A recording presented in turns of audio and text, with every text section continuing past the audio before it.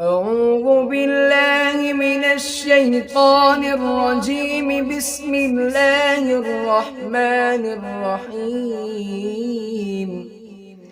يا أيها المزمل قم الليل إلا قليلا نصفه أو انقص منه قليلا أو زد عليه ورتل القرآن ترتيلا إنا سنلقي عليك قولا ثقيلا إن ناشئة الليل هي أشد وطئا وأقوم قيلا إن لك في النهار سبحا طويلا واذكر اسم ربك وتبتل إليه تبتيلا رب المشرق والمغرب لا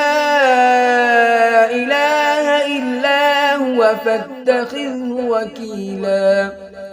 واصبر على ما يقولون واهجرهم هجرا جميلا وذرني والمكذبين أولي النعمة ومهلهم قليلا إن لدينا أنكالا وجحيما وطعاما ذا غصة وعذابا أليما يوم ترجف الأرض والجبال وكانت الجبال كثيبا مهيلا إنا أرسلنا إليكم رسولا شاهدا عليكم كما أرسلنا إلى فرعون رسولا فعصى فرعون الرسول فأخذناه أخذا وبيلا فكيف تتقون إن كفرتم يوما يجعل الولدان شيبا السماء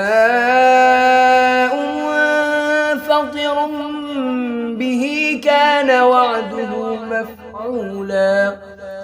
إن هذه تذكرة فمن شاء اتخذ إلى ربه سبيلا إن ربك يعلم أنك تقوم أدنى من ثلثي الليل ونصفه وثلثه وطائفة من الذين معك والله يقدر الليل والنهار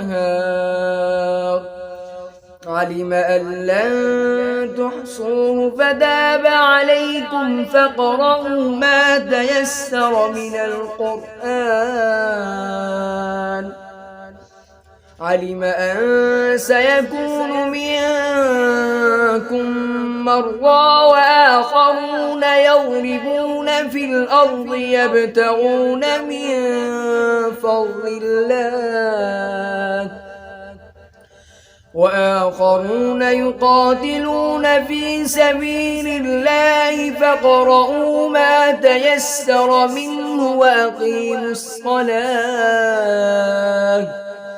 وأقيموا الصلاة وآتوا الزكاة وأقرضوا الله قرضا حسنا وما تقدموا لأنفسكم من خير تجدوه عند الله هو خيرا وأعظم أجرا واستغفروا الله إن الله غفور رحيم. صدق الله العظيم.